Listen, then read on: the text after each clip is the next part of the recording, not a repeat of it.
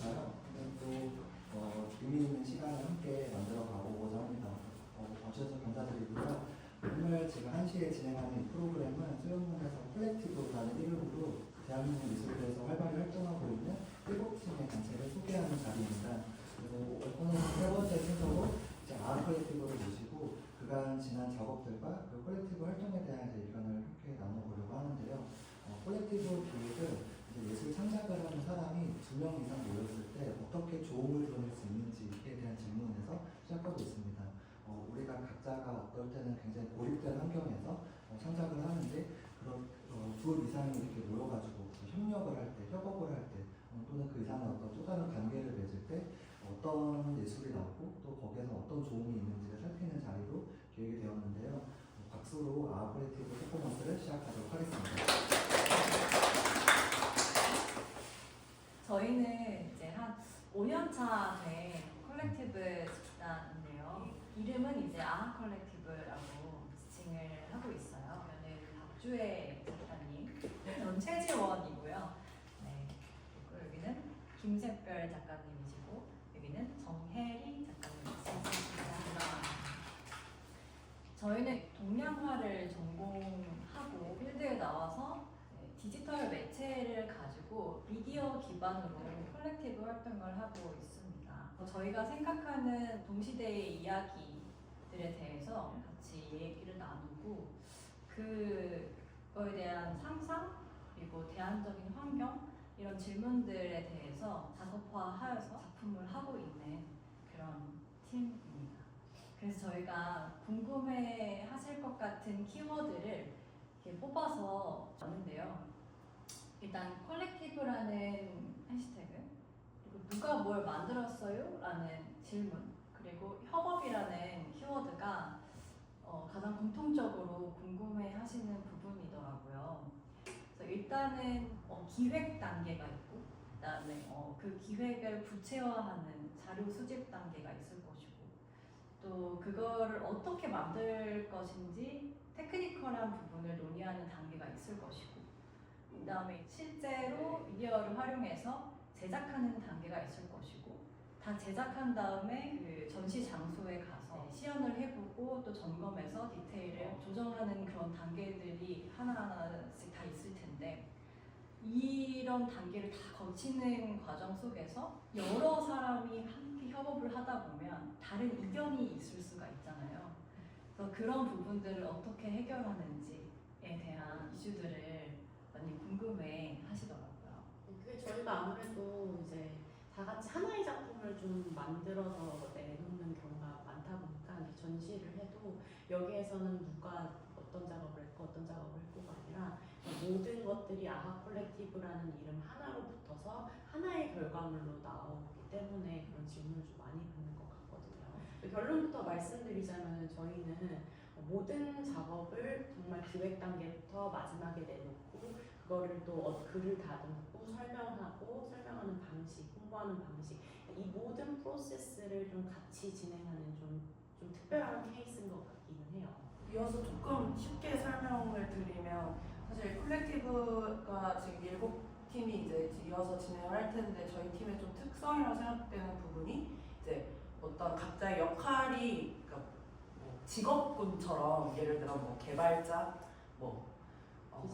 디자이너, 연구원 이런 식으로 어떤 롤을 맡지는 않았고요. 저희는 아하 콜렉티브라는 콜렉티브의 이름으로 4명이 하나의 목소리를 낸다고 생각을 해요. 근데 그게 아하 콜렉티브라는 가상의 인격체를 만든 수준이 아니고 저희 넷의 인격체에서 합의가 된 그리고 우리가 이 목소리를 내기 위한 이 메시지를 만들기 위한 어떤 서로의 설득이 끝난 상태 그리고 이 메시지를 던지기 위한 이유를 4명 모두 다 찾았을 때 그 메시지를 꼭 던지거든요. 그래서 그 메시지는 개개인이 아까처럼 누가 만들었어요의 표현보다는 이 4명이 이렇게 해서 합의된 이야기를 할 수가 있구나를 조금 더 집중해서 작업을 하고 있는 편이에요. 그래서 하나의 작품이라고 이제 보통 평가가 되는데 이제 어떤 부분을 단체전처럼 모아서 4명의 목소리를 이렇게 조직화해서 파트별로 나누지 않고 전체가 처음부터 끝까지 기승전결이 저희가 4명이서 같이 하는 목소리라고 생각을 하시면 저희 팀의 성격이 조금 더 잘 이해되실 것 같아요. 근데 이게 콜렉티브 그런 질문이 들어오는 게 이제 지금은 좀 콜렉티브가 많아지고 팀으로 작업하는 형태가 좀 많아졌는데 이제 국내에서 이제 콜렉티브라고 하면은 사실은 미술에 별로 관심이 없는 사람들은 그 의미 자체를 잘 모르고 계신 분들이 되게 많았었어요. 그래서 그런 식의 질문을 많이 이제 받았었고, 근데 현재도 저는 크게 나아진 괜찮아진 환경이 아니라고 생각이 드는 게 제가 이제 얼마 전에 그 예술인 패스들 이제 하잖아요. 그거를 예술인 경력 시스템에 등록하기 위해서 등록을 하는데 이게 저희 개인전이잖아요. 단 팀전이고 그럼에도 불구하고 이게 단체전처럼 되고 4명 중에 나는 1명이니까 너가 한 이 전시는 4분의 1에 불과하다. 그러면은 제가 이걸 증명하려면은 1년에 이게 5년 동안 전시 20개를 이제 해야 되는 상황인 거예요. 그런 식으로 아직까지도 이 행정 시스템 상에서는 이 콜렉티브가 함께 활동을 하고 함께 하나의 결과물을 만들어내고 같이 전시를 여는 것 자체가 개인전이고 팀전이 아니라 어떤 단체전의 일부분에 속할 뿐이라는 거죠. 그런 부분들이 앞으로 조금 더 나아져야 되는 부분들, 개선돼야 되는 시스템적으로 좀 개선돼야 되는 부분들이 아닐까. 저희도 콜렉티브로서 조금 더 노력을 해서 저희를 좀 알리고 같이 함께 협업하고 활동하는 것을 조금 더 알릴 수 있는 활동을 좀 더 많이 확장하고 싶다라는 게 이제 미래적인 저희의 방향성입니다. 콜렉티브 단어가 어렵죠. 그래서 지금도 프로젝트라고 많이 맞아요. 콜렉티브. 저희는 이렇게 토론의 과정이 그 작업에서 가장 중요해서 하나의 목소리가 나온다. 이렇게 좀 이해해 주시면 되겠습니다. 여기서는 제가 이제 설명을 드리려고 했는데 최근에 했던 작품 중에서 또 다른 콜렉티브랑 협업을 한 적이 있어요. 그래서 협업 곱하기 협업이라는 단어를 하나 써봤고, 다원예술 어쩔 수 없이 이제 협업을 했다는 의미는 저희 넷이서 하나의 목소리가 아닌 또 다른 콜렉티브가 모아서 더 큰 합의점을 찾아보자라는 그런 작업을 진행을 했었고, 그게 이제 제도적으로는 다원예술이라는 말로 이제 이렇게 분류가 되어요. 그래서 다원예술이라고 보이는 이유는 서로 다른 장르가 융합됐다 이런 내용인데, 그래서 장르 융합이라는 단어가 이제 나와요. 그래서 최근에는 다원예술 굉장히 많아졌죠. 그래서 옛날에는 다원예술이라고 하면 뭔가 춤을 추나 뭐 요 정도라고 했는데 지금은 이제 어떤 장르가 어떻게 융합될지 이제 아직 아예 이제 새로운 국면을 맞이한 그 느낌인 것 같아요. 특히 미디어 아트 자체도 미디어 아트를 평가받을 때 예술과 기술이 융합됐다고 이제 많이 이야기를 하거든요. 사실 그것도 이제는 좀 제도권에서 보는 이야기지만 이제는 그게 예술과 기술을 칼로 자를 수가 없듯이, 그래서 이 부분이 저희도 또 다른 협업 시스템을 하면서 어떻게 메시지를 더 첨예하게 하나로 메시지를 통할 수 있는가를 이제 탐구하는 시점이었던 것 같아요. 저희도. 그래서 이 작업 같은 경우에는 플랫폼엘 컨템포러리 아트센터라는 곳에서 지원을 받아서 했던 작업이고, 이 당시에는 퍼쿠션이라는 타악기를 전공한 퍼커셔니스트 4명이서 또 결성한 그 그룹과 저희와 이제 같이 협업을 했던 작업이에요. 그래서 이때도 비슷했어요. 그러면 악기를 전공한 사람들은 악기를 연주를 하고, 우리는 이제 영상과 오브제와 전체 전시 기획을 맡고 하는 형태였는데, 결국에는 하나의 메시지를 내고자 그들과 이제 소통을 하고 했던 작업이어서 어떻게 보면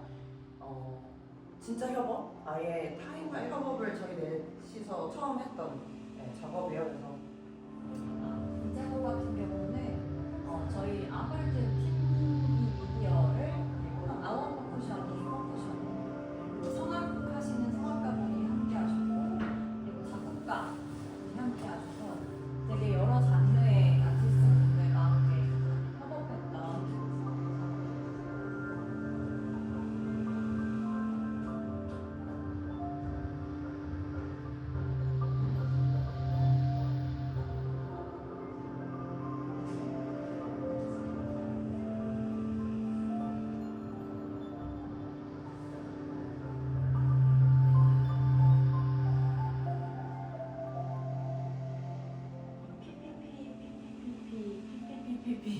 라고 써있잖아요.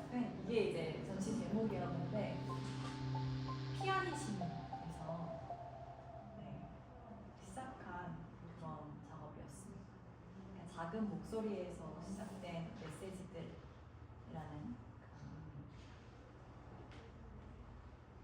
네, 그래서 PPP 전시를 좀 더 설명을 드리면 당시 이제 작은 목소리 피아니시모를 이제 추가적으로 2개를 더 쓰게 되면 그게 이제 작곡하는 사람이 컴포저의 역할 중에 이제 더 작게라는 의도를 표현할 수 있는 단어라는 걸 알게 됐고 이 당시에 이제 저희도 많은 협업을 하는 상황에서 그 안에 있는 수많은 개인들의 목소리가 이제 모아져야 하는 상황이기도 했고 저희가 또 이걸 하면서 느꼈던 게 저희가 굉장히 중요시하는 요소 중에 하나가 좀 수평적인 관계였던 것 같아요. 이 협업을 할 때 사실 많은 스토리들을 들어보면 수직적인 관계들이 되게 많더라고요. 감독이 있다던가 그래서 그 감독이 전체 감독이 뭐 음악 감독을 통해서 음악을 디렉팅을 하고 뭐 미술 감독이 있고 하는 개념이 있었다면 이 전시를 하면서 제가 느꼈던 게 참여한 모두가 같은 위치였던 거 그리고 이 전시에 대해서 뭔가 비주얼라이징을 하거나 사운드를 편곡하거나 할 때 예를 들면 사실은 이해가 안 될 수도 있잖아요. 편곡자의 입장에서 우리한테 설명을 했을 때 그게 뭐가 바뀌었죠? 음악적으로 이해도가 다르다 보니 그리고 우리가 영상도 이 부분에서 이렇게 바뀝니다 했을 때 그분들이 이게 왜 밝아졌지? 뭐 모를 수도 있는데 그런 걸 서로 설득하고 이해시키고 하는 그 워크플로우가 좀 재밌었던 부분 중에 하나였고 그 요소들을 통해서 오히려 저희도 의도하지 않았던 부분들을 많이 발견을 하게 되고 저희가 처음에 그렸던 최종적인 그림이 어떻게 보면 명확하지 않았던 것 같아요. 근데 그 명확하지 않았던 그림들이 작은 목소리들이 모여서 더 첨예하고 디테일한 부분들이 채워져 가는 그런 느낌으로 전시를 진행을 했던 것 같고 그 전시 같은 경우에는 지금 나오고 있는 이제 영페이징 1이라는 첫 전시에서 이제 후속 후원을 받아서 진행을 했었고 이때는 좀 더 공간이 작아서 이제 이렇게 구성 요소가 조금 다른데 전체적으로 프로그램은 비슷했어요. 그래서 라이브 퍼포먼스가 있고 전시의 형태가 있으면서 사운드가 콜라보레이션을 했던 작업이고 보시면 이제 라이라는 미니멀리즘 작곡가의 작품이라고 말을 할게요. 그 작품에서 영감을 얻어서 저희도 비주얼라이징이 됐고 이 퍼커셔니스트들도 작은 나무 조각들을 위한 노래라는 곡의 이름에서 시작해서 나무 조각들을 가지고 연주를 했어요. 이런 작업의 프로세스에서 보면은 저희는 기본적으로 그 협업하는 상대를 굉장히 믿는 것 같아요.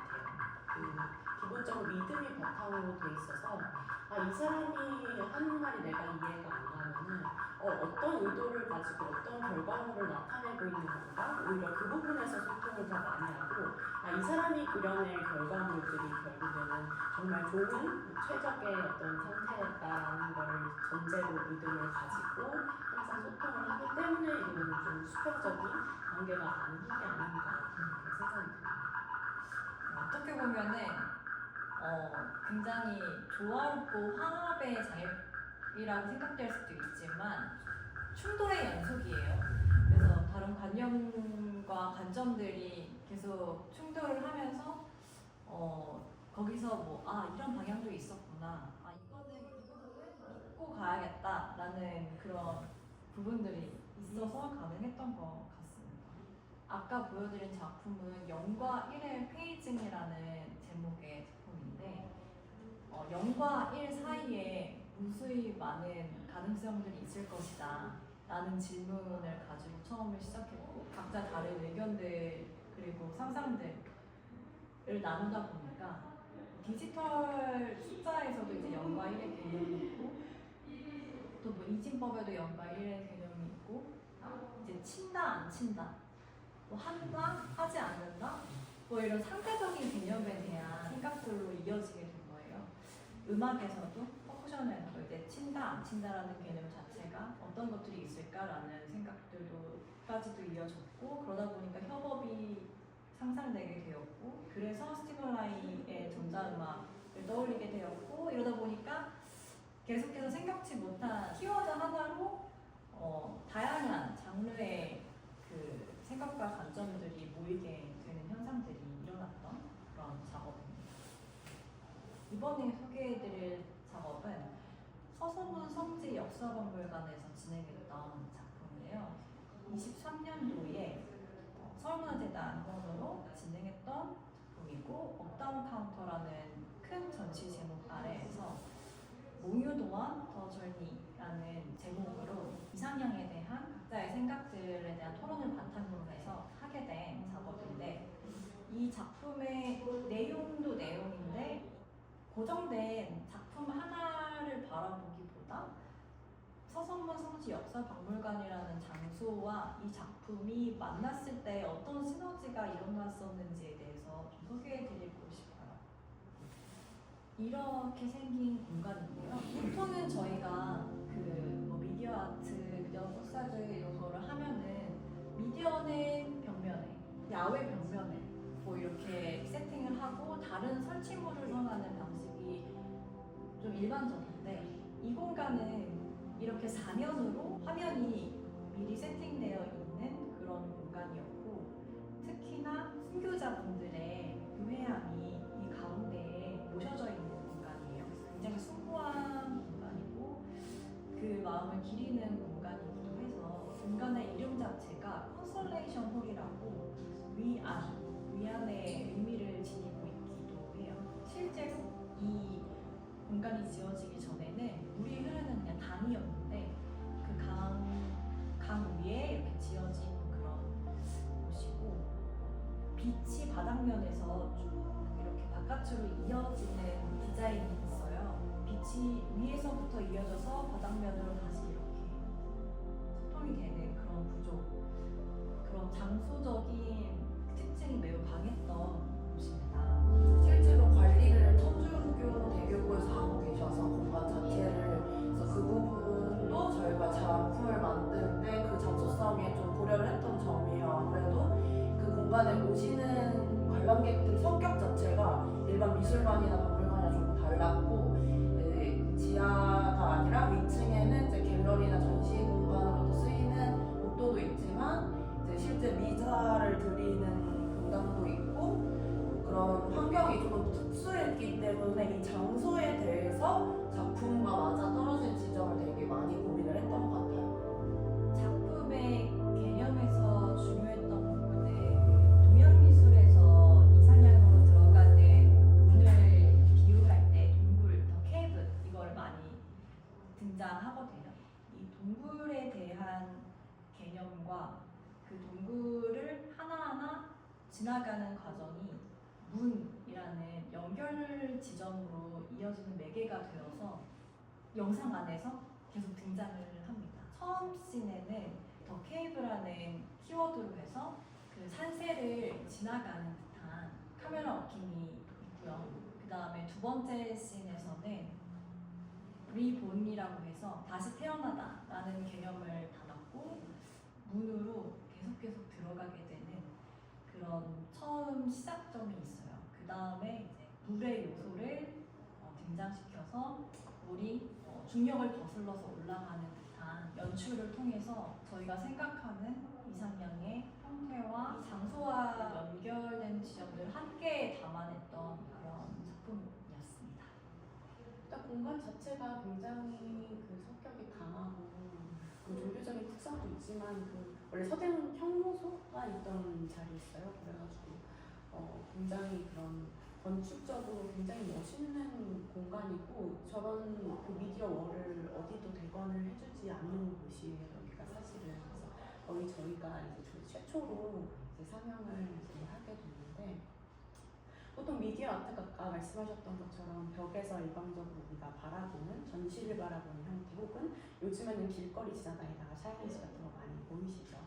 그렇게 정말 스쳐가는 형태인데 이 공간 자체가 안쪽으로 지금 이렇게 미디어 월이 향하고 있고 그 밑으로는 사람들이 지나다니는 공간이고 하다 보니까 되게 감동을 받았던 게 보통은 그렇게 오래 관람하시는 분이 없는데 러닝타임 10분이거든요. 10분은 보기가 사실 쉽지 않잖아요.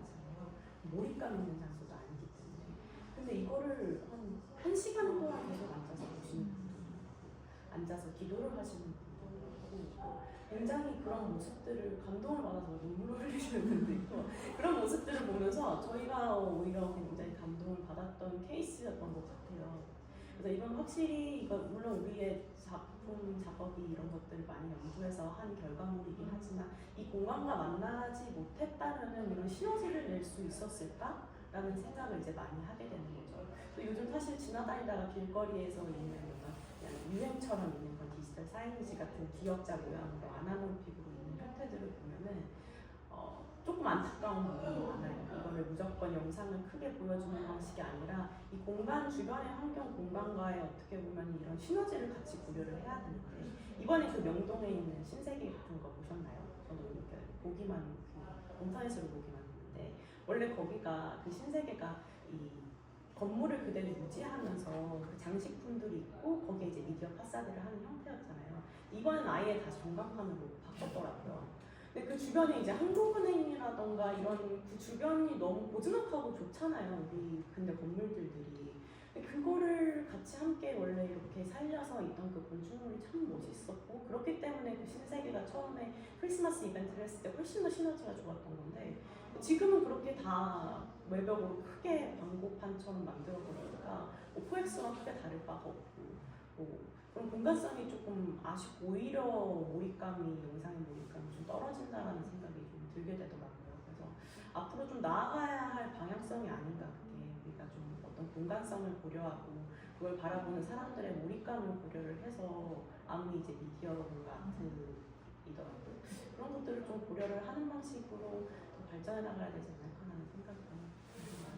이게 이어서 이제 다음 주제랑 되게 잘 연결이 되는데 그렇습니다. 이 미디어 아트라는 말을 쓰게 되면서 백남준 선생님은 모르시겠지만 굉장히 그러니까 대중매체를 사용을 했기 때문에 기본적으로 TV라는 매체가 대중매체였고 전 시장에 들어오지 못하는 존재였는데 뒷시장의 변기처럼 이제 미술관에 등장을 하면서 그 대중성에 되게 많이 처음에 매료가 됐던 것 같아요. 미디어 아트라는 분야 자체가. 근데 저희는 미디어보다는 아트에 좀 더 집중하는 콜렉티브로서 그 대중성에 대한 고려도가 장소성에서도 장소마다도 좀 다르고 대중들이 원하는 바도 조금 되게 상이한 부분들이 많더라고요. 그래서 저희는 지금도 미디어 아트 작가라고 불리는 이 요소가 항상 고민이 돼요. 그래서 그러면 뭐 이렇게 말씀 주신 대로 막 전광판에 나오는 다양한 화려한 영상도 만들 줄 아는 사람인가 아니면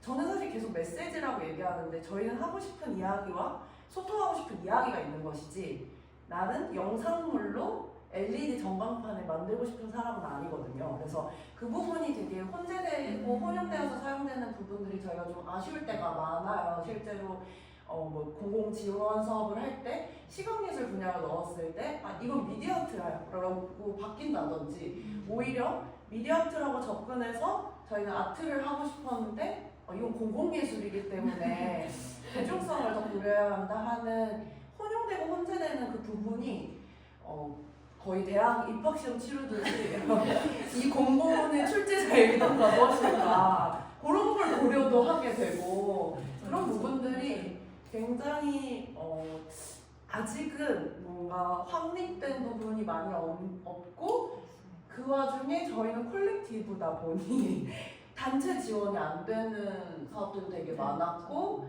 이게 단체로 일회성으로 진행된다고 생각해서 지원을 하지 않는 사람들도 있었고 그래서 그게 또 오늘 이야기하고 싶은 콜렉티브의 성격과도 좀 행동적인 있는데 저희는 사실 그 콜렉티브의 이름처럼이랑 조금 다르게 지속성이 더 강한 콜렉티브가 돼서 그 부분도 이제 그냥 콜렉티브란 이름이 모인 거잖아 라고 본다면 저희를 잘 표현을 못할 것 같아요. 그래서 그 부분도 이제 바뀌어나가지 않을까? 그 미술계 안에서도 그런 부분들을 좀 생각을 많이 하게 됩니다.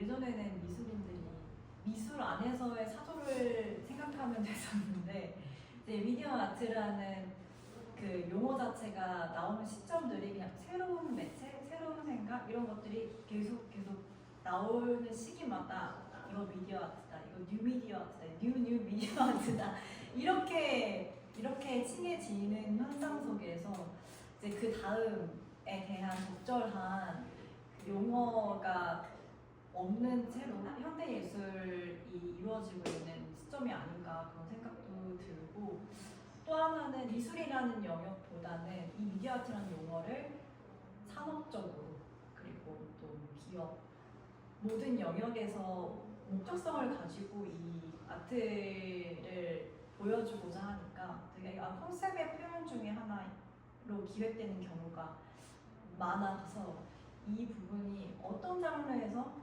어떤 장소에서 어떤 목적으로 보여지는지 이 미디어 아트가 그게 또 관람자 입장에서는 또 관전의 포인트가 아닌가 그런 생각도 들기도 하네요. 저희가 최근에 고민하고 있는 지점인 것 같아요. 이게 이 미디어 아트라는 부류가 세분화되지 않고 일단 하나로 폴스에서 전시되는 영상과 뭐 이런 미디어 파사드에서 전시되는 영상은 여러분이 미술관 가셔서 보실 수 있는 영상들 이런 것들에 대한 세분화된 분류가 없이 일단 미디어 아트라고 이제 일컬어지기 때문에 저희는 때로는 아까 말씀한 것처럼 뭐 예를 들면 기획안 같은 거나 이런 것들이 들어오거나 할 때 이분의 원하는 게 어떤 상업적으로 광고 영상을 만들어주는 방식인가 아니면은 어떤 예술적인 부분을 원하는 건가를 늘 항상 파악을 해야 되는 것 같아요. 그래서 우리의 역할을 미묘하게 틀어서 이번에는 약간 상업적인 부분을 원하실 것 같다고 하면 그런 부분을 조금 더 어필해서 보여주고 아니면은 예술적인 부분을 보여주고 하는 건데 이 역할이 저희도 참 중간에서 우리가 어떤 포지션을 가질 것인가가 늘 항상 고민이고 하지만 저희가 원하는 상태는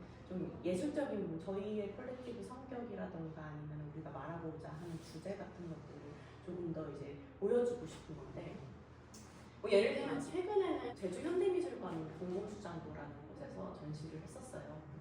지문 모양으로 돼서 전체 이제 칠면 파사드로 이루어지는 공간인데 일단은 현대미술관이잖아요. 그래서 우리는 굉장히 아티스틱한 거를 이제 좀 생각하기는 했는데 일단 공간 특성 자체라던가 이 제주도가 특히 아랫대며 뭐 노형 슈퍼마켓이며 이런 게 너무 활성화가 돼 있기 때문에 이걸 찾는 관람객층이라던가 이런 것들이 미술관임에도 불구하고 굉장히 좀 대중적인 형태들을 좀 많이 취하고 있어요. 그래서 이걸 대중을 보려 할 것인가 아니면 아트를 보려 할 것인가를 좀 굉장히 그 사이에서 많이 헷갈리고 왔다 갔다 많이 했던 작업인 것 같아요. 그거는 현재 진행형이기는 한데 그래서 이 미디어 아트라는 특성상 아무래도 접근성이 조금 더 대중분들에게 가깝고 우리가 보기에 좀 더 편리하고 좋다 시각적으로 굉장히 현혹되는 분들이 많잖아요. 그렇다 보니까 이거를 어디에서 어느 정도까지 우리가 우리의 주제를 넣고 또 시각적인 효과를 얼마나 더할 것인가 늘 이 문제에 대해서 좀 고민하는 것 같아요. 뒤에 이제 수원에서 한 미디어 아트를 보시면은 저희는 이제 작년에 2023년에 장안문에서 이제 메인 그 쇼를 했고 그 전에 창룡문네 죄송해요. 감사합니다. 감사합니다. 장안문 올해죠? 저 올해 사업에 관심 있게 지켜봤어요. 그리고 이제 재작년에 22년에는 저기 매화교 밑에서 매화교 이래서 저는 플레이가 나왔어요. 저희 금자리를 했거든요. 매향로에서도 이제 그 신진 작가로 해서 이제 바로 다음 해에 이제 메인 작가로 이제 진행을 할 건데 굉장히 이제 좋았던 경험과 좀 아쉬웠던 부분들이 공존하는 사업인 것 같아요. 굉장히 좋았던 부분은 저희가 이렇게 미술관 같은 장소 그런 장소가 아니라 이런 공공장소고 굉장히 오래된 문화재고 이런 데서 진행을 하다 보니까 되게 불특정 다수 우리가 그동안 이제 보지 못했던 그런 관객분들이 너무 많이 오시는 거예요. 그래서 그걸 보고 굉장히 즐거워하시는 모습에 정말 새로운 느낌을 받았던 것 같아요. 아 이거를 이렇게 되게 이렇게 즐겁게 많은 분들이 봐주시는 이런 경험을 한다는 게 이 작가로서는 되게 새로운 경험이었거든요. 되게 마음이 되게 기뻤던 것 같아요. 그래서 이제 그랬던 경험이 있었던 반면에 이제 이거는 아까 협업을 얘기하면서도 있지만 이제 공공기관과의 이제 협업인 거죠. 그래서 아무래도 공공기관이라고 하면은 조금 원하는 바가 있어요. 예를 들면 저런 거를 할 때 뭐 어떤 문화재적인 부분을 당연히 이제 그 역사적인 부분을 우리가 헤쳐서는 안 되고 그 역사적인 사실을 바탕으로 하는데 뭐 그런 부분이 좀 어떻게 드러났으면 좋겠다. 뭐 어떤 부분이 좀 더 있었으면 좋겠다. 뭐 이렇게 좀 원하는 바들이 좀 있으시고 이게 지금은 이제 수원 미디어 아트지만 관심 있게 지켜보지 않으셨으면 차이를 못 느끼셨을 수 있지만 이전에는 미디어 아트 쇼였어요. 그러니까 사실 쇼적인 측면이 굉장히 강한 거죠. 우리가 롯데월드 가서 롯데월드 성에서 반짝반짝 빛나고 하는 거랑 사실은 좀 비슷한 맥락이에요. 그렇다 보니까 음악의 속도에 맞춰서 속도가 너무 느리면 안 되고 좀 화려하고 음악에 맞춰서 움직여야 되고 뭐 이거를 그래서 0.1초, 1초 단위로 한 프레임 단위로 움직였어요. 저희가 이 10분밖에 안 되는 영상이지만 이거를 1초 단위로 움직여온다는 거는 굉장히 많은 작업이 이제 들어간다는 거죠. 그만큼 사람들이 이거에 대해서 오래 시선을 두고 생각하는 게 아니라 빨리빨리 지나가는 이미지를 이제 봐야 된다는 얘기죠. 그래서 저희는 이게 분명히 우리는 작가로서 초청이 됐고 우리의 작가 인터뷰나 작가의 어떤 영상들이 많이 나갔는데 한편으로는 좀 이게 그쪽에서 원하는 바도 있으니까 사실은 저희 작업을 하는 사람의 입장에서는 저희가 이제 외부에 있는 다른 공공 어떤 사업들의 외주 작업들도 많이 하고 있는데 사실은 이게 작가로서 나가는 거나 우리가 다 드러나지 않는 외주로서 하는 일과 구분이 안 되는 점들이 있어요. 그래서 저희 작품이고 저희가 설명을 하기는 하지만 실제로 외주로서 우리가 보고를 하고 뭐 스토리보드를 보고를 하고 막 하는 그 과정과 이 프로세스는 다르지 않다. 프로세스는 같은데 어떤 것들은 작가로 나가고 어떤 것들은 이제 외주로서 뒤에 숨어서 이제 일을 하는 그런 경우가 있다는 게 앞으로 이제 조금 긍정적으로 이런 미디어 아트 행사들이 굉장히 많아지고 있고 저는 그거에 대해서 되게 긍정적으로 바라보고 있는데 조금 더 이제 공공기관 측에서도 좀 이런 미디어 아트에 대한 어떤 이해나 뭐 저작권이 지적재산권이라던가 뭐 이런 부분에 대해서 알고 조금 더 소통을 하면은 서로 좀 좋지 않을까 이런 부분이 좀 더 개선되는 방향으로 나아갔으면 좋겠다라는 이제 좀 생각이 많이 듭니다. 그게 이제 단순히 작가로서의 입장뿐만이 아니라 제가 관람을 하는 관객으로서도 훨씬 더 퀄리티가 좋은 굉장히 이런 과거를 보여주는 방식이 아니라 미래적인 것들을 보여주는 방식을 훨씬 더 많이 보여줄 수가 있지 않을까. 대중분들이 더 많은 퀄리티가 높은 어떤 작가의 어떤 정신이 많이 들어간 작품을 관람을 할 수 있지 않을까라는 이제 그런 생각이 있습니다. 좀 재밌었던 이슈였어요. 저걸 이제 홍보를 할 때 올해부터는 쇼자를 꼭 빼고 홍보를 해야 한다. 그래서 그게 뭐가 다르지? 처음에는 이렇게 생각했는데 주최 측에서는 이제 이게 쇼가 아니다를 어필을 하고 싶었나 봐요. 근데 저희는 쇼인데? 이렇게 생각이 들긴 했죠. 그래서 그런 상충되는 부분들이 또 여기서도 약간 용어 사용의 혼재 부분인 것 같은데 미디어 파사드라는 개념으로 들어오면서 이제 건물의 외벽을 뜻하는 파사드라는 단위 자체가 너무 크기 때문에 관람 불특정 다수의 관람객이 있고 근데 그래서 너무 이렇게 우리 작품을 많이 보는 경험을 처음 하게 돼서 또 좋았지만 또 내가 여기에서 조금 더 아트 컬렉티브만의 색깔을 내고 싶은데 이제 정조의 마음을 담아야 하니 그 부분들을 이제 약간 고려하면서 이렇게 된 게 또 근데 재밌는 경험이기도 했어요. 이게 뭐 확실히 그 문화유산이라는 그 콘텐츠가 굉장히 컸고 근데 저희도 그 정조의 마음 속에 담긴 아콜렉티브의 마음도 담으려고 굉장히 노력을 많이 했던 작업 중에 하나였습니다. 그래서 아까 중반부에 나왔던 또 장소성이랑도 같이 결부가 되는데요. 저희는 그래서 이러한 일련들의 작업들을 계속하면서 우리 작품이 상영되는 그 장소가 되게 중요해졌어요. 실제로 미디어 아트가 설비에 되게 기술적인 측면에 많이 작용되다 보니 이게 이 공간이 아니면 전혀 다른 작품처럼 느껴질 때도 많거든요. 그래서 그 그날 그 공간 그 공기에 있었던 그 작품만이 우리한테는 과거로 기억이 되니 이게 굉장히 이제 저희한테는 장소성이 엄청 중요해진 거죠. 같은 작품도 다른 장소에 있을 때는 전혀 다른 작품이 되기 때문에 그 부분들을 굉장히 많이 고려를 하고 있습니다.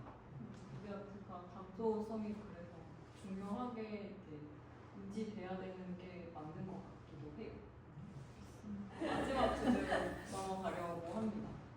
지금은 저희가 또 관심 있게 보고 있는 주제는 AI에 대한 건데요. 이미지적으로도 사용을 많이 하고 있고 일상생활에서도 많이 보고 계신 주제입니다. 이 주제에 대해서는 저희는 디자인적인 측면도 그렇고 뭐 표현에 대한 아웃풋에 대한 것도 있지만 이것들이 앞으로 어떻게 사용되어야 될 거에 대한 부분에도 관심이 많아요. 기획하시는 분들도 이제 좀 생각을 많이 하고 계실 거라고 좀 느끼고 있는데 오히려 이 부분 AI를 사용했을 때 아웃풋이 디자인적인 거 그리고 만들어졌을 때에 어떤 부분들이 이제 창작자들에게 정말로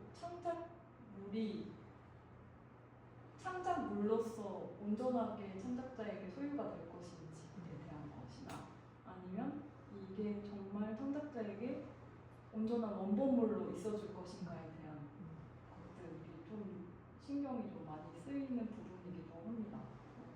오히려 만드는 것 자체는 문제가 되지 않는다고 봐요. 왜냐하면 이미 충분히 활용하고 있는 작가들도 많고 작가들에게 그게 표현의 자유로서 쓰이고 있고 그게 디자인으로서도 활용이 되고 있는 케이스들이 이미 널려 있고 그게 저작권이 문제가 되는 것들은 기업에서 이미 다 처리를 하고 있어요. 그거는 저희가 이렇게 깨지 않아도 이미 다 처리를 하고 있는 기업들이 움직이고 있기 때문에 그런 상업적인 부분들은 오히려 문제가 되지 않는데 예술 쪽에서의 문제는 그것들이 예술가들이 창작으로 활용했을 때에 아무것도 보호되지 않는다는 지점이 문제인 것 같아요. 그래서 그렇다면 우리가 예술로서 그것을 표현했을 때 이걸 내가 영감을 받아서 AI를 활용한 거를 진짜로 내가 AI와 활용을 해서 이러한 모티브를 이렇게 얻었다라고 말을 했는데 상업계나 기업에서는 난 이걸 활용해서 상업을 이렇게 만들었어. 이런 문화재, 이런 뭐 기업물을 만들었어. 이런 상품을 만들었어라고 로직을 설명을 하면서 작품을 내지만 창작자들은 내가 AI와 이런 걸 했어. 그러면 당장 들어오는 게 그거 AI가 아니잖아. 그렇게 되면 저희들은 AI와의 그 창작품을 어떠한 이 오리지널리티를 말할 것인가에 대한 것부터 이제 공격을 당하게 됩니다. 근데 AI가 만든 작품으로 활용할 가능성은 저는 무궁무진하다고 생각하거든요. 그래서 그런 거에 대한 영감과 소유권에 대한 게 저희 창작자들뿐만이 아니라 기획자들도 함께 고민을 해가줘야 되는 부분인 것 같거든요. 왜냐면 그거를 창작하는 분과 함께 내세워주고 함께 그 베이직을 만들어가야 되는 그 장을 함께 가져가지 않으면은 펼쳐질 수가 없다고 생각해요. 그래서 펼쳐지는 전시장 혹은 펼쳐질 수 있는 SNS, 펼쳐질 수 있는 그 문화권을 함께 우리가 AI에 대한 걸 마음을 열고 보여주지 않으면 기업은 작품만 만들 거고 AI를 활용해서 소유권을 이렇게 주장할 거라고 생각을 해요. 이게 우리의 자율적인 표현이 될 것인지 기업의 그냥 디자인 상품권이 될 것인지는 진짜 저희한테 지금 우리가 어떻게 활동을 하냐에 따라 달려있다고 생각해요. 그리고 경계와 공개에 대한 내용은 이게 자기가 표현하는 그 챗 GPT를 활용하는 거에 따라서 수많은 자료와 작업들이 계속해서 무궁무진하게 나와요. 근데 이거를 그 자기가 사용하고 있는 자료들이 얼마나 많이 다른 사람한테도 먹혀가고 있는 정보들인 거 아시죠? 그 본인이 쓰고 있는 자료들과 정보들은 이미 다른 사람들한테도 정보가 되고 있는 거예요. 그래서 다른 지인 변호사들이나 다른 분들한테 물어봤을 때 오히려 정보에 민감한 분들은 슈퍼 인텔리전스 AI 이거 안 쓴다고 하신다. 그냥 그들한테는 오히려 고객들의 정보가 중요하기 때문에 그런 걸 쓰지 않고 수기로 더 관리를 하신다고. 그것들이 내 창작품이 만약에 그게 내가 아이디어를 디벨롭하고 있을 때 다른 사람들한테 넘어가서 다 그 아이디어가 또 디벨롭되고 있을 때 그럼 나는 이 AI를 사용해서 내 창작품을 만들어가고 있을 때 누군가에게 또 창작품이 되고 있는 그 순식간에 나의 정서와 내 감정과 내 아이디어가 다른 사람한테 또 창작품이 되고 있는 이 순간에 나는 이걸 정말 모든 만인과 공유하는 창작품으로 만들 것인가, 내가 이걸 정말 공개하면서 어느 정도의 작품을 만들어갈 것인가. AI는 정말 무서운 혹은 재미있는 것 같아요. 저는 이게 작품이냐 표현이냐 이런 거는 너무 광범위한 주제라고 생각을 하는 한편 그렇기 때문에 빨리 작게 잡아서 우리가 틀을 만드는 작업이 먼저 필요하다고 생각해. 표현이나 뭐 이렇게 무엇을 해야 한다, 우리가 이것 때문에 막혀있다, 뭐가 두렵다, 뭐가 제재가 걸릴 것 같다를 무서워하고 있을 틈이 없어요. 틈이 없고 그냥 이건 AI로 이렇게 작업을 해봤습니다. 그러니까 이렇게 전시를 해보겠습니다. 라고 작은 틀을 우리가 하나씩 만들어 가야 된다고 생각해요.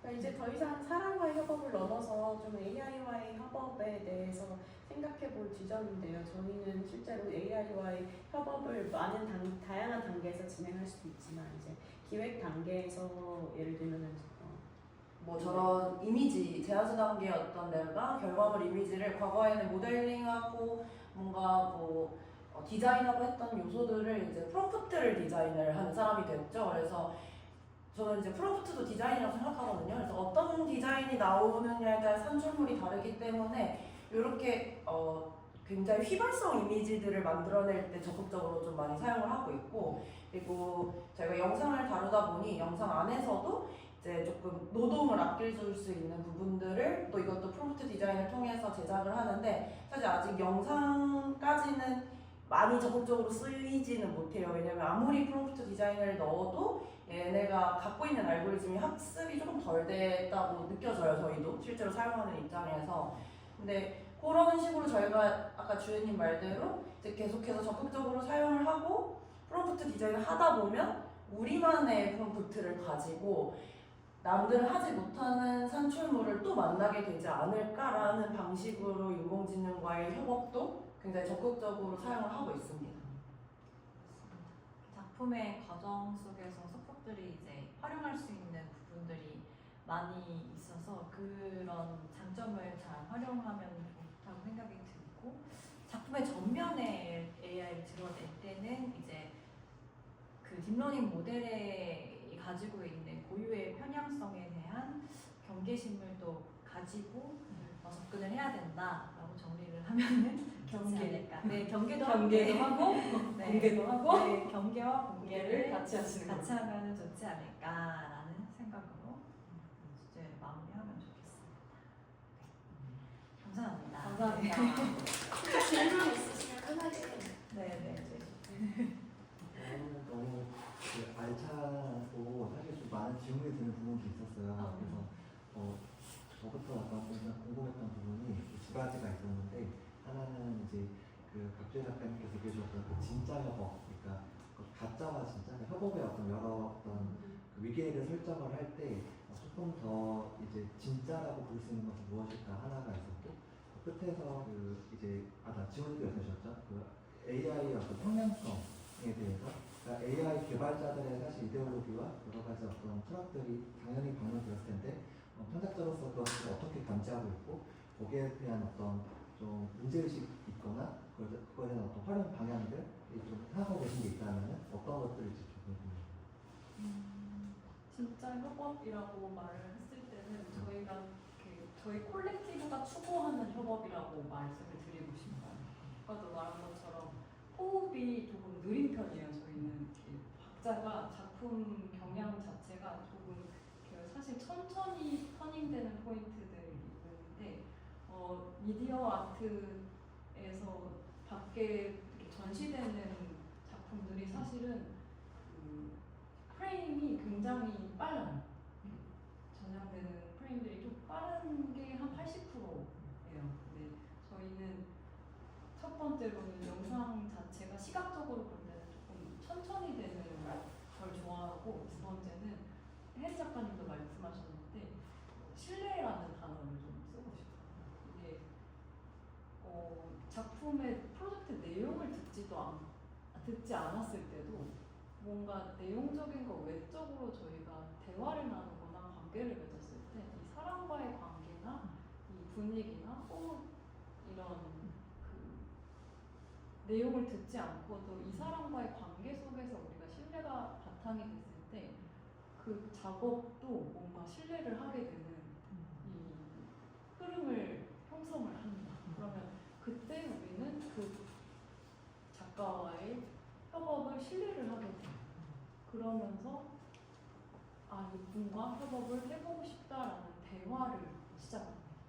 어떻게 보면 굉장히 협업이 조직적이어 할 것 같은 느낌이 네. 있을 수도 있는데 저희는 굉장히 수평적이고 네. 오히려 상호 보완을 해서 뭔가 장르 자체가 오히려 모호해지게 네. 그러니까 서로의 각 분야 파트가 정확하게 쪼개져 있는 게 아니라 오히려 그 각 경계 자체가 또 경계가 나왔네요. 모호해지는 관계가 네, 그게 이제 신뢰와 이런 단어들로 정성적으로 표현이 될 수가 있지만 이제 상호 보완을 하다 보면 그러한 관계 속에서 이제 새로운 협업의 방식이 또 나올 수 있다고 생각하거든요. 그래서 그 부분들이 조금 진짜 가짜 보는 느낌이지 네, 않았을까 생각이 듭니다. 물 섞는 것처럼 이렇게 섞이는 느낌이 나요. 그래서 사실 이런 협업이라는 특징이 들어가는 순간 결과물의 물질성보다는 이 과정에서 일어나는 집단지성의 여러 레이어들에 더 의미가 있는 것 같고, 그거를 저는 가능성 덩어리라고 생각을 하거든요. 그래서 그 가능성 덩어리들이 불안전함을 낳기도 하면서도 지속 가능성을 낳기도 한다. 그래서 되게 이면적인 부분인데 저희는 그냥 그 과정을 즐기고 있는 것 같다라고 말씀드릴 수 있는 것 같습니다. 그리고 두 번째 질문 주신 것은 이제 AI의 편향성에 대한 부분인데, 이제 그 부분을 저도 이제 최근 주시는 거이기 때문에 한번 말씀을 드리는 것인데, 제가 그에 관한 텍스트를 읽으면서 좀 생각이 든 것은 이제 AI가 재료가 되었을 때 미디엄이라고 생각을 해보면 그것을 재료로 쓰지 않았을 때 뭐 회화 작가 같은 경우에는 물감의 색깔, 농도를 결정한다던가 뭐 이런 것들을 어디서 내 영감에서 찾고 뭐 내가 본 경험들에서 찾고 이렇게 선택적으로 셀렉을 해서 사용을 하잖아요. 근데 거기에도 이 작가의 편향성이 들어있는 거고, 그것은 작가의 작가 러닝 모델인 것이죠. 그래서 그렇게 아날로그 작업을 해왔다면 이제 거기에 특정 딥러닝 모델을 사용을 한다면 그 딥러닝 개발 단계에서부터의 어떤 개발자와의 협업이 이루어지면 또 어떨까라고 생각이 들고, 이제 그 편향성을 가지고 저희가 이 소시민 사용자로서 겪는 문제들이 조금 다른 것 같고, 이 편향성이라는 게 정말 작가 모델처럼 발전이 될 수 있다면 저희가 아직 그거를 사용자의 개념에서 딥러닝을 접근하지 않고 아예 아하 퀄리티브 편향성을 가진 모델을 갖게 된다면 그건 또한 또 작업으로 우리가 표현할 수 있는 거고, 실제로 래픽 아나돌이 만들고 있는 딥러닝 모델 같은 것도 이제 래픽 아나돌 스타일을 본인이 지금 형성을 하고 있고, 그게 인공지능을 사용했다고 해서 전혀 그분이 사용자가 아닌 개념이 됐고 관람객이 사용자가 되는 거니까, 그런 개념에서 미술계로 또 더 그 편향성이라는 것 자체가 예술에서는 또 굉장히 좋은 단어 중에 하나일 수 있다고 생각을 해요. 왜냐하면 그 사람 스타일이니까요. 그래서 작가 색이 더 뚜렷해질 수 있는 모먼트로 변용되지 않을까라는 생각도 듭니다. 어떻게 내분이 보내셨는지. 저 친구가 네. 가장 많이 받는 질문이기도 한데요. 네, 이제 대학원을 저희도 다 대학원까지 동양화를 전공을 했었거든요. 그리고 이제 같이 학부 동기이기도 하고요. 물론 대학원 다른 시기에 가긴 했지만 이제 대학원을 이제 하면서 저는 대학원을 나올 때 나는 동양화보다는 다른 부분을 이제 조금 더 찾아보고 싶다. 이거는 겪을 만큼 겪은 것 같다는 생각이 들더라고요. 그리고 우리는 이제 현대적인 어떻게 보면은 제가 다른 과였으면 그런 생각이 안 들었을 수도 있는데 우리는 지금 현대 작가인데 과거의 뭔가 재료로만 가지고 그 매체가 조금 한정돼 있다라는 것이 조금 답답하고 어떻게 보면 좀 동시대적인 것들을 하고 싶다는 시도들이 이제 마음에서 좀 끓고 있었던 것 같아요. 대학을 다니면서. 그리고 이제 아무래도 혼자서 이제 어떻게 보면 새로운 걸 뛰어들기도 힘들고 또 미디어라는 장르 매체 특성상 좀 많은 기술이 계속 업데이트되기 때문에 많은 인원을 필요로 하기도 하거든요. 그래서 제가 이제 가장 동양학과 내에서 가장 이제 혁신적인 친구들한테 연락을 돌렸습니다. 우리 함께 어떤 설치나 어떤 동양화에 대한 동시대성에 대해서도 한번 얘기를 해보고 이런 것들을 작품으로 풀어보면 어떻겠냐라고 시작을 해서 사실은 이제 세미나부터 시작을 했어요. 작업을 처음부터 만들었다기보다는 어떤 동시대성이라던가 이런 거에 대한 세미나부터 자체적으로 좀 시작을 해서 그게 이제 작업으로 계속 발전이 되는 그런 형태였던 것 같아요. 약간 미화된 것 같긴 한데 그래도 마치했어요. 네네. 학교를 마치 다녔지만 그렇게 교류는 없었던 상태에서 되게 당황스럽게 연락을 요새는 아직 근데 이제 이 친구 특성상 이제 그렇게 바라보고 있었나 봐요. 이렇게 인연이 이렇게 이어지게 됐어요.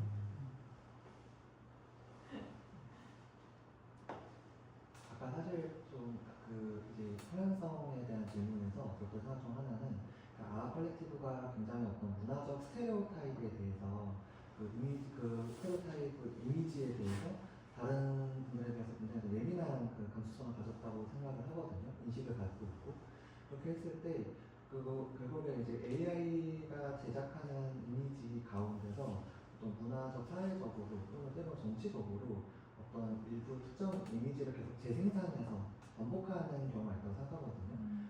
거기에서의 어떤 편견이나 스테레오타입을 재생산하는 부분에 대한 어떤 좀 저항을 작업자가 좀 이렇게 다루고 있는지 그 기술을 저항한 방법으로서의 그 기술을 다루는 방법이 제가 좀 궁금했던 부분이었던 것 같아요. 그럴 수 있어요. 저희 혹시 폴리 마시나요? 소개 안 해주네요. 그렇게 아티스트 헤이트 아트라는 뜻이거든요. 그래서 아트에 정하는 아티스트. 약간 통념적인 미술에 대한 걸 좀 다시 한번 재고해보자 이렇게 하는 생각들을 가지고 이렇게 했었는데 동양화에서도 자꾸 그냥 이미지가 그냥 생각 없이 이건 이거야 인풋을 그냥 대입했던 것들을 다시 한번 재고해보자라는 생각을 했었거든요. 근데 말씀해주신 것처럼 AI도 이렇게 말씀드리고 싶었던 것 중에 하나인데 AI가 한국 유저들 챗GPT도 한국 유저들이 좀 적은 편이에요. 그래서 인풋 자체도 아무리 에이시아 코리아 쳐도 아웃풋으로 나오는 게 절대 한국적이 안 나와요. 다 중국풍이나 일본풍이 나오기 때문에 그게 편향성으로 나온다고 했을 때 일단은 에이시아 쪽으로 하면 편향적인 중국풍이 나오긴 하는데 그 편향적으로 나온다라는 이미지가 이미 있어요. 이미 있는데 그거에 대항한다라는 생각은 아직은 못 해본 것 같아요. 일단은 뭔가 나온다라는 걸 돌려보기는 하고 있는데 그러니까 동양 쪽으로 돌려보긴 하고 있거든요. 작가 입장에서는 그 모델들을 직접 형성하고 디자인하는 방법이 있을 수 있겠고 또 되게 커다란 질문을 해주신 것 같은 느낌이 드는데 모든 산업 분야에서 필요에 따라서 이 모델을 만들 거 아니에요. 그런 측면에서 한쪽으로 쏠리는 중앙 집권적인 그 편향성이 생길 것이라는 것을 이제 경계하는 지점을 말씀해 주시는 것 같은데, 그것을 이제 제재하는 입장에서의 목적성에 따른 체계의 분류화 이런 것들이 공적으로 이루어지면 어떨까. 네, 그런 시스템이 만들어지는 게 되게 중요할 것 같아요. 견제가 될 수 있는 그런 게 있으면 어떨까 생각합니다.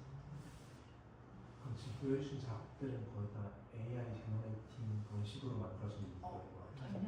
그거는 요즘에 이제 저희가 프롬프트로 다양한 이미지들을 시도해보면서 아까 말씀드린 것처럼 러프안을 잡아볼 때 이제 조금씩 시도를 해보고 있어요. 그럼 지금까지는 이렇게 기획안 안에서의 어떤 맞아요. 공개가 되지 않는 네, 그게 안 되는 것 같아요. 그렇거나 아니면 작품 이외의 어떤 프로젝트들도 있는데 그럴 때 사용하는 방식. 사실 그 인공지능을 이제 적극적으로 써서 하는 작업을 이제 내년에 기획을 하고 있고, 네. 네. 아주 잘 이게 너무 기술이 빠르다 보니 사실 저번 달과 오늘이 달라지는 정도니까 저번 주와도 달라지는 정도다 보니 그 속도감을 저희도 이제 맞춰가고 있는 것 같고, 비교적 저희가 인공지능을 처음 써보려고 했던 2, 3년 전에는 아예 사용할 수가 없는 수준이었는데 이제 협업을 할 수 있겠다라는 생각이 좀 들기 시작했고, 그래서 이제 내년에 좀 기획을 하고 있어요. 와서 들으니 되게 미디어나 AI에 관련된 주제가 되게 많은 비중을 차지하는 것처럼 지금 제 CPU 속에 있는데 사실 처음에 올 때는 그 한국적 동양화 이런 거에 사실 더 끌려서 오긴 했었거든요. 그래서 작업들이 그 동양화를 했던 어떤 그 전공이나 그리고 네 분들이 모여서 뭔가 그 예술을 실험하는 동양화 관련된 것 같긴 한데, 그런 어떤 초기 작업에 대한 설명도 어떻게 그 뿌리로부터 어떻게 지금 작업들이 왔는지 그 과정들이 궁금하기도 하고, 지금은 또 그런 것들이 어떻게 발현되는지 한국 작업에 대해서 시간을 더 주실 건가요? 짧게나마 말씀드리면은 초반에는 한국적이라고 불리우는 요소들이 이제 상업적으로 사용되는 현상 자체에 대해서 다루기 시작했어요. 아, 우리가 알기에는 저기 그려져 있는 저 난초가 저 의미가 아닌데 되게 상업적인 복지로 사용되고 있네. 근데 저기 쓰여져 있는 저 한자의 글들은 아무에게도 읽혀지지 않네. 이런 점에서 이제 접근을 하게 된 것이고, 그거에 대한 전시로 시작을 했어요. 근데 그 전시를 한번 하고 나니까 이 매체적으로 보여지고 소비되는 것보다는 점점 더 개념적인 접근 방식으로 발전이 되게 되더라고요. 이 동양화라는 이 용어 자체, 그리고 지금의 동양화, 동시대의 예술, 그리고 작가, 동양화 전공한 우리 작가 내 자신이 지금 이 환경에서 무엇을 받아들이고 무엇에 대해 질문을 하고 있는가라는 점에 더 포커싱이 되게 되더라고요. 왜냐하면 보여지는, 소비되는 물질적인 동양화 바운더리 안에서의 것들보다는 결국에 창작하는 저희 자신의 거기에 답이 있다고 느껴져서 거기에 이제 집중하기 시작하면서 동시대 매체를 다루게 되고 관심 갖게 되고 지금 이야기를 다루게 된 것인데, 이게 저희가 사실은 포트폴리오 작품에 대한 설명 위주로 이렇게 구성을 하려다가 콜렉티브라는 주제에 포커싱을 맞추기 위해서 이 협업 과정, 그리고 작업 과정, 그리고 어떻게 우리가 맞닥뜨려 왔는지에 대한 스토리 위주로 좀 구성을 해왔긴 해요. 하지만 이제 작품에서는 한 가지 말씀드리면은 이제 이상성에 대한 화두는 지금이나 과거, 현재, 미래를 관통하는 모두의 일상적이면서도 이상적인 어떤 화두잖아요. 근데 그런 것에 있어서 동양 화론이나 저희가 관념적으로 배워온 백그라운드에서 단서들을 찾아서 화론에서의 이야기의 비유적인 부분들이나, 그리고 그때 때의 관점을 지금에서 그걸 다뤘을 때 어떤 연관성이 있는지 또 그게 어떤 경계점이 있는지 그런 사유들을 좀 모티브를 하여서 작품을 하는 방식이 요즘 근래의 작품입니다. 한국성이라는 말을 이제 하고 있는데 처음에 내남국죽이라는 이렇게 쉽게 이미지화되는 걸로 시작을 했잖아요. 그거를 이제 광화문 광장의 1550이라는 단어로 또 한 번 더 쉽게 이미지화 잘 되는 거에 들어갔지만 이제 그런 이미지들을 점점 더 수단적이고 개념적인 걸로 바꿔서 아까 그 PPPP나 영페이징 1 같은 음향 개념의 음각 양각 혹은 흰색 검정색 이렇게 들어갔다 나왔다 하는 개념적인 것에 대한 동양 개념 그런 철학적인 개념으로 넘어가서 거기에서 이상성에 대한 몽유도원의 이야기들을 풀어가면서 서소문 맞죠? 네네네네. 케이브 그렇게 이어지는 그렇게 쭉 네네네. 이어지다가 거기에 제주도가 다시 이상향에 대한 이야기거든요. 그런 이상향에 대한 이야기도 스토리적인 것만 보시면 쭉 그런 백그라운드로 쭉 이어지게 네. 돼요. 사실 원작 소스가 다 전통적인 어떤 소재 작품이 있고 그것을 현대화 시켰을 때 어떻게 재해석할 수 있는지 그걸 다 해체하면서 네. 밑거름을 다 갈아버리고 네. 이제 위로 올리는 갈아버려. 죄송합니다. 그래서 처음에는 이렇게 드러냈다가 이제 그거를 살살살살 네. 없애면서 이게 이런 식으로 하고 있어서 초창기 작업들은 되게 좀 전투적이었던 네. 것 같아요. 막 네, 나도 K의 그 제목 전시 제목도 의문의 K였거든요. 그래서 어디다가 다 K를 갖다 붙이는데 그 K가 대체 뭐냐라는 의문에서 시작해서 곧 동양화에도 K가 붙겠다. 그냥 K 동양 그거 아니라고 아니라고 K 워터 그래가지고 막 되게 굉장히 전투적이고 약간 되게 그런 좀 라이브한 작업들이 많았는데 이제 저희도 큰 흐름에서 계속 보면서 작업이 그 주제를 가지고 저희가 현대적으로 풀어내는 것 혹은 동시대를 사는 우리의 입장에서 어떤 사건들을 바라보는 것 자체가 약간 그런 K적인 아트가 아닐까라는 생각을 하는 것부터 좀 다양한 좀 폭넓게 다양한 시도들을 하는 방식으로 많이 지금은 이어지고 있는 것 같아요. 다시 언제 또 그렇게 전투적으로 돌아갈지 모르겠지만 그거에 대해서는 굉장히 다양한 시도를 지금 해체하고 다시 재구성하는 방식으로 다양한 시도들을 하고 있다고 지켜봐 주시면 한마디만 더 하면 굉장히 전투적이면서도 오히려 동양화라는 걸 되게 그 못 힌트를 받았어요. 많이 줬었어요. 그랬는데 그것에서 이제 개념만 끌고 오고 이제 도상을 지워내면서 그것을 현대적인 해석으로 이제 쥐어가고 있는데 이걸 5년 정도 하다 보니 알고 보니 그냥 저희가 되게 이 한국화를 표현하고 싶었나 봐요. 더 알리고 싶고 왜냐면 지금도 그 저희가 배웠던 어떤 전통적인 개념이 관통하고 있지 않을까라고 하면서 사실 작품 저변에 굉장히 밑에 깔려있는 마음이 이걸 제대로 알리고 싶다라는 생각이 조금 있었어요. 늘 그리고 사실 지금 많이 보여지진 않지만 제주현대미술관 것도 도화원기의 내용을 가지고 있고 이제 그 부분을 이제 좀 해석하는 방향성이 이제 도상이 많이 없어진 그런 개념으로 보시면 될 것 같은데 요즘엔 또 느끼는 게 아 내가 동양을 정말 사랑했나 이게 애증.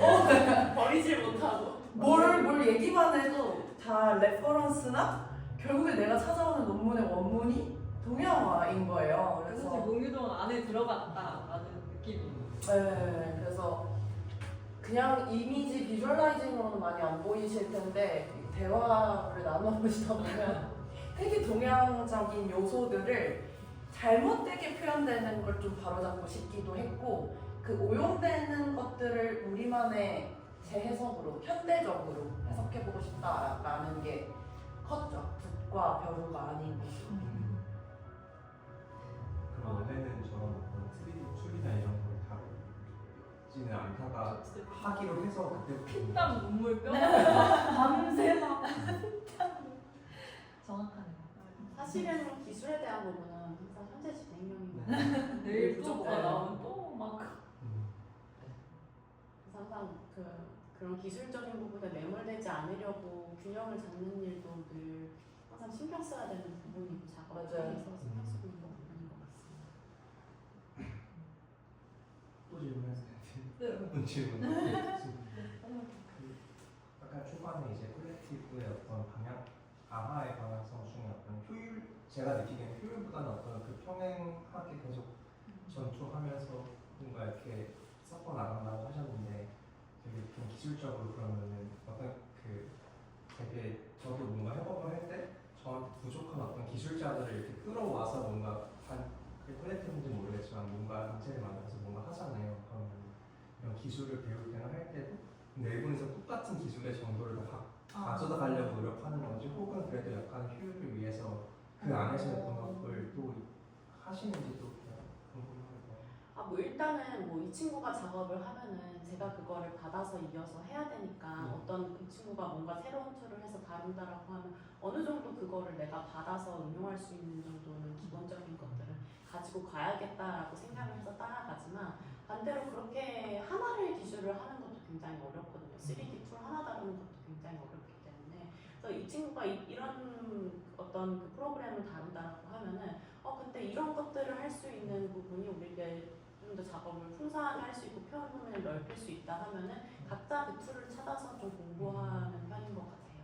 기본적으로는 다 어느 정도는 다룰 수 있어서 내가 만약에 무슨 일이 있어서 내가 이거 중간에 내가 렌더를 이어 나가야 된다라고 한다거나 하는 정도의 기본적인 부분은 다 할 수 있고 그 다음에는 각자 내가 좀 더 내 개성을 드러내거나 우리의 표현 범위를 넓힐 수 있는 그런 툴을 또 찾아 나서는 것 같아요. 의자를 만들 때 다른 툴로 완성을 합니다. 생각보다 저는 그 기술이 누가 뭘 다루고 이게 사실은 별로 안 중요하다고 생각하거든요. 저희는 이 콜렉티브 활동을 하면서 어떤 메시지를 던질까? 어떤 이미지가 나올까? 이거에 굉장히 설렘이 가득해서 만약 이 기술 못한다? 라고 하면 누구 한 명이라도 화가 나서 혼자 배워오는 네, 그런 식의 의학이네. 한다 왜? 우리도 할 수 있어 뭐 이런 식 예를 들면 뭐 한참 코로나 때는 갑자기 AR, VR을 막 해야 되는 막 이런 상황이 왔을 때 저희는 뭐 AR, VR 개발자를 뭐 섭외해서 내 걸로 만든다든지 하는 방식이었던 것 같아요. 좀 맞아. 전투적이에요. 그냥 저희 성격 자체가 좀. 소화를 시키고자 하는 욕구가. 왜냐면 누군가에게 맡기면 결국엔 아하의 목소리로 나와야 하기 때문에 다시금 내 손으로 들어야 된다는 욕심들이 좀 있어서 이렇게 우리 안에서의 협업이 1순위인 느낌이지 않을까. 그 어떤 또 다른 콜렉티브랑 협업을 동행할 때는 뭔가 그 내부는 그럼 시간에 관련된 거 위주로만 다루시는 편인가요? 보통 이제 소리를 다루시는 분들이 협업을 많이 할 것 같은데 그 소리는 협업 이렇게 흡수하려고 안 하시는지. 네, 사운드는 그거는 영역이 굉장히 다른 영역인 것 같아서 저는 안 돼, 개인적으로 안 되더라고요. 그래서 이 친구가 중간중간에 몇 가지는 이제 사운드 디자인을 하기도 했는데 음악적인 부분은 이제 시각의 어떤 그것과 전혀 다른 영역이어서 저는 음악에 너무 소질이 없어서 안 되더라고요. 근데 적어도 호흡은 맞죠. 예를 들면 영상, 시각적인 호흡과 음악이 흘러가는 호흡 그리고 꼭 그 노래가 그 곡이 선택돼야 되는 이유, 그 곡의 편곡에 되는 지향성을 저희가 다 같이 이야기는 하죠. 우리가 원하는 어떤 방향, 흐름을 레퍼런스로 다 가지고 있고 그렇게 기본적으로 해서 소통을 이어나가는 보통 시각적인. 네. 지금 시각이 2시 23분인데 30분까지 한번 이렇게 다시 하고 만약 더 얘기하고 싶으시면 네. 그때 다시 또 얘기하면 좋을 것 같아요. 그래서 남은 시간 동안 혹시 다른 분들께서도 콜렉티브 앞에서 뭔가 이렇게 직접 물어보고 싶은 것들 있으면은 저도 아까 그 믿음이라는 단어가 되게 크게 와닿더라고요. 특히 AI와 연계해서 AI를 믿고 있는가 이런 생각을 하게 되더라고요. 저 툴을 좀 몇 개 써보면서 그래서 그 어디서 주워 들었는데 어떤 그 AI를 개발하는 과정에서 어떤 정보를 어떤 편견을 심는 거, 어떤 생각을 심게 하는 거 이건 정말 어렵다고 주워 들었어요. 그래서 학습이니까 이 인터넷 전반을 학습하고 있는 거겠죠. 그리고 어떤 편향된 의견을 AI가 말한다는 건 어떤 편향된 생각을 하는 사람이 있다는 얘기인 것 같아요. 그래서 그런 부분에서 어떤 앞으로 어떤 작업이 나오게 될지 좀 궁금해지는 계기가 된 것 같아요. 질문은 네. 아니지만 감사합니다. 약간 궁금한 점이 있었다면 약간 이제 콜렉티브다 보니까 이제 팀 단위로 활동하다면 분명 마찰이 있을 수밖에 없었을 텐데 그거에 대해서 살짝 궁금했었어요. 마찰이나 왜 생각들의 차이? 심지어 이제 두 명이랑도 작업을 할 때도 이제 당연히 약간 주제적인 측면에서 겹칠 수밖에 없는데 그거에 대해서는 어떻게 잘 맞아나가요? 네, 그거에 대해서 좀 궁금한 게 있더라고요. 이 네 명의 목소리가 함께 가는 게 쉽지 않을 텐데 그거에 대해서 궁금하더라고요. 마찰은 늘 지금도 처음 가지고 있는 늘 가지고 있고 함께 갈 수밖에 없는 부분인데 이제 저 같은 경우는 아까 말씀드린 것처럼 마찰이 일어나더라도 어떤 감정적인 부분이 아니고 결국 우리가 좀 좋은 결과물을 내기 위한 어떻게 보면 욕심이니까 오히려 마찰이 없다면 섭섭할 것 같은 거죠. 너는 왜 이 작품에 욕심이 없어? 너의 의견을 빨리 얘기해봐. 하고 이제 늘 마찰은 늘 작업을 하는 과정에서 있고 아마 이제 그거를 이제 조율해 나가는 과정이 뭐 누군가 억지를 부린다던가 감정적인 부분을 뭔가 상처를 받는다던가 하는 부분이 이제 없는 것 같고 기본적으로 이제 아까 말씀드린 것처럼 신뢰가 있기 때문에 이 사람이 이 친구가 만들고자 하는 이 것들이 결국에는 좋을 거라는 거는 이제 아는 거죠. 나의 의견 방식이나 나의 표현 방식과는 약간 차이가 있을 수는 있지만은 어쨌든 좋을 거라는 거는 기본적으로 존재를 하고 있기 때문에 그런 부분에서는 저는 조율이 조금 더 쉬운 것 같아요. 신뢰를 바탕을 하고 있기 때문에. 그래서 이제 이래서 이렇게 신뢰를 바탕으로 하고 있는데 이 신뢰하는 이 팀원의 의견을 나도 동의할 수 있는가, 이 방향을 나도 말할 수 있는가 라는 지점이 포인트인 것 같아요. 근데 그걸 이제 설득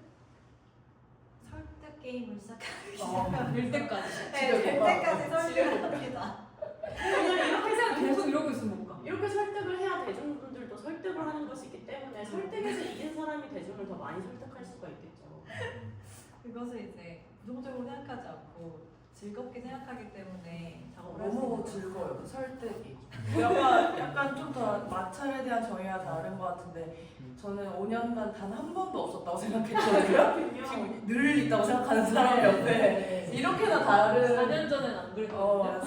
그러니까 저희 팀은 마찰이 없을 정도로 한 명이라도 의견이 다른 경우에는 그 설득을 시키고 한 명이 3명을 설득시키는 경우도 있고 2대2로 나눠서 설득하는 경우도 있고 어쨌든 합의점을 마련을 늘 해왔기 때문에 그 의견 한 사람의 의견을 비난하거나 무시하지 전혀 그렇지 않고 않아서 이제 그 기획 단계가 길어요. 토론이 굉장히 많이 일어나서 또 소형문 자주 오는 수원 시민이고 작업하고 있고 디자인이랑 시간 쪽에서 하려고 이것저것 하고 있어요. 그래서 협업 저도 많이 하는 편이라 네. 그 콜렉티브라는 거에 관심도 많고 저는 한국 그런 거 전공 안 했는데 요즘에 사실 그런 키워드랑 엮이는 사람이라 그래서 그냥 그 키워드 보고 온 것도 있어요. 되게 가볍게 재밌게 네, 감사합니다. 뭔가 이제 각자가 좀 가지고 있던 질문들, 정리해야 될 생각들 그런 것들이 이 시간 안에서 기대했던 대로 잘 풀렸으면 좋을 것 같고요. 못다는 이야기들 또 어딘가 또 좋은 기회 만나서 마저 나누면 좋을 것 같습니다. 오늘 퍼포먼스 해주신 컬렉티브에게 박수로 마무리하겠습니다. 감사합니다.